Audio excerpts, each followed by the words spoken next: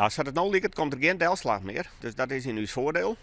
Wat wel even van belang is, ja, hoe vertennert het soort nou door het smelten van de sneeuw? Als de wegdek die komt maar iets boven 0 uit. Draai je 10 graden of tot een graad. Dus ja, dan gaat het net zo hard natuurlijk met smelten. Nou, er zijn alwe lietstere voertuigen voor de fietspaden en alwe grutten. En er zitten zowel trekkers bij als vrachtauto's. Ken je hem zien hoeveel soort je hem struien matten? Nou, dat hangt even van gladheid soort af. Je hebt condensatiegladheid, dan kun je maar zo'n gram is voldoende. Maar als maar sneeuw valt, dan strooi je wel 20 gram de kantenmeter. En dat is dus wel een van groot belang. En daarnaast kunnen wij de soort waren in ons meetsysteem zien van hoeveel soort er nog aanwezig is op het dik. Heb je dan contact met Meteor Consult of het KNMI of met Piet? Hoe werkt dat precies? Waar koers je hem op? Nou, wij zijn lid van de Meteor Groep.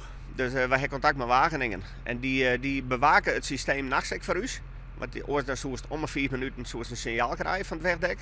Dat we daar al een keer filteren. En zij bewaken dus uw gladheid meldsysteem. Dus wat zijn dat jou een paar uur liggen te sliepen tussen 1 en 4 uur. Wat je zijn, dan kun je er eventueel uitroepen worden mocht er alarm wezen. Of mocht de situatie zo verslechteren. Ja, dat klopt.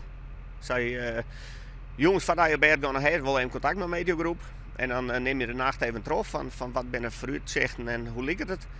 En hoe is de soortwaarde op dat moment. En dan bepalen zij van nou, wel of geen actie. Het loopt een advies van hun, maar de beslissing neem ik. Of wie een van de orencoördinatoren.